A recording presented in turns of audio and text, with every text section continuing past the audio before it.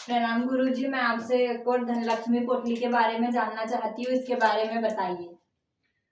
धनलक्ष्मी पोटली।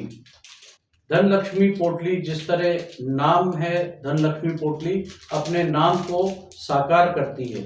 इसको स्थापित करने के बाद आपके घर अष्टलक्ष्मी प्रसन्न होके आपके यहाँ स्थायी निवास करती है।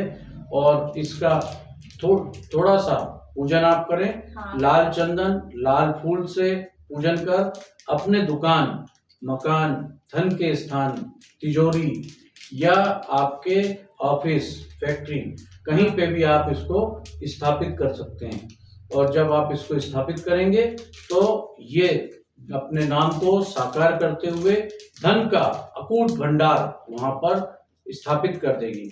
बहुत सारा धन अगर आप चाहते हैं तो आपके लिए ये तैयार करी गई है, अभिमंत्रित करी गई है धन लक्ष्मी पोटली।